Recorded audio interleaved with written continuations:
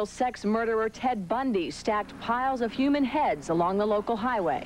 A lot of people like to point it out and say, oh, you know, we didn't know that Ted Bundy lived in Snoqualmie. You know, we didn't know that either. We still don't know that. The article claims gruesome evidence has been uncovered of satanic rituals and mutilated animals. Certainly a very colorful article and not quite in tune with what we really think goes on around here.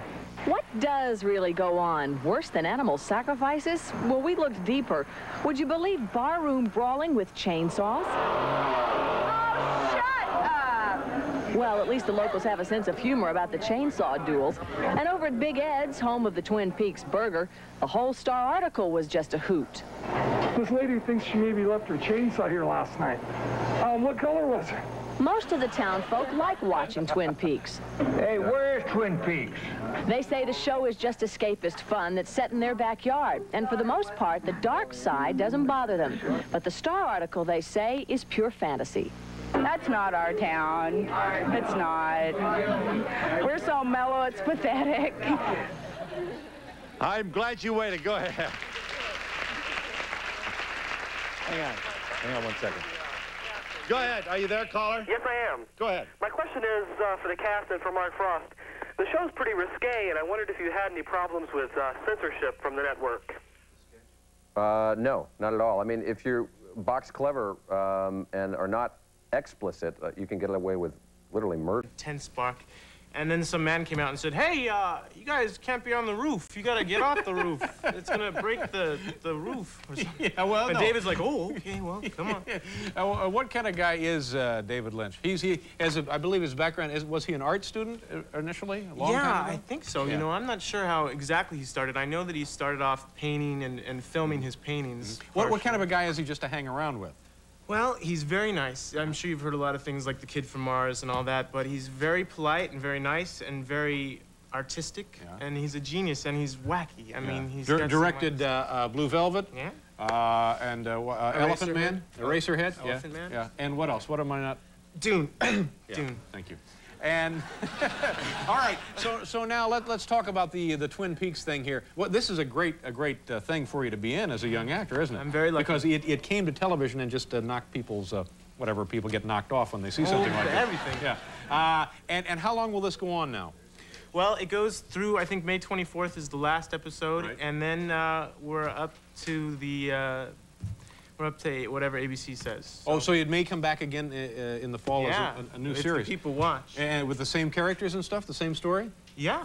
I mean, further progression of it. So the deal now is people are interested in knowing who killed Laura Palmer, right? Right. Yeah. And have we found out? Do we know any more than we did in the first film?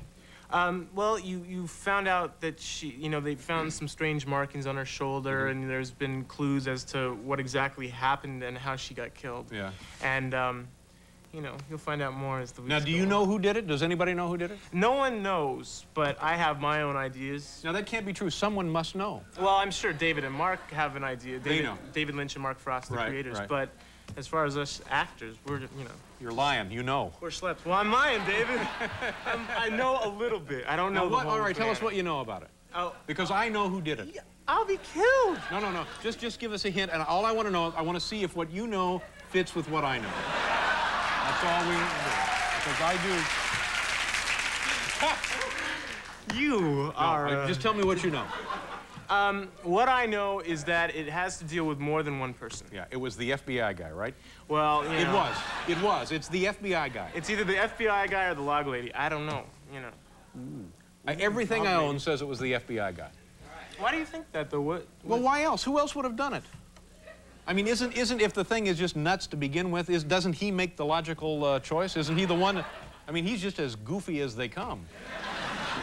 He is goofy. All right. Speaking of goofy, now tell me about this other film. You did a movie with Bill Cosby. That must have been a really exciting experience. It was. It was great. It was so much fun, and Sidney Poitier directed it, and so. What's the name of the film? Ghost Dad.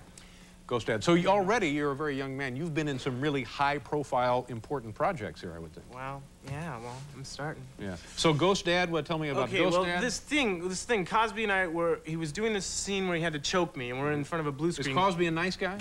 Yeah, he's a great guy, very funny. Did you call him Bill? I called him, actually, well, everyone kind of called him Mr. Cosby. Everyone was like that, but on the last day of work, I was like saying goodbye, and he said, oh, okay, this won't be another Leonard Part 6. See you later. And I said, okay, bye, Bill. Yeah. And that was my big, you know, kind of step towards that. But and he had guys knock you down. Yeah. Actually, I still have the bullet in my shoulder, but no, this is the thing. He was choking me, and he's a ghost, and we're doing it in front of this blue screen, and he's choking me, and he doesn't want to hurt me, so he keeps saying, is that right? You know, I don't want to choke him. And I started to choke. I started to gag. You're actually you're getting sleepy. I'm like going like this, and I say, hold on, Bill, Mr. Cosby, please, you know, give me a break here. And so everyone laughs, and then we're doing it again, and he's choking me, and I'm like flustered and all kind of hung up, and I started saying his line. When he's choking me, I'm supposed to say a line, and I started saying his line, and I laughed, and I went, and this piece of spit from the back of my throat went and just hit him right on the cheek. Just kind of hung right on his cheek. And I went, oh, man, I'm sorry. And he wiped it off. And he goes, well, God, I saw it. It came from the back of your throat. It had wings on it. It was disgusting. Blew out. All right. I felt bad for the guy. What? Hello. Where did he? We'll be right back here.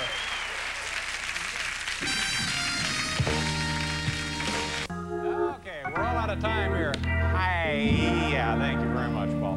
Dana, nice to meet you. Congratulations on your success, and we'll look for Ghost Dad coming soon. Okay, there you go.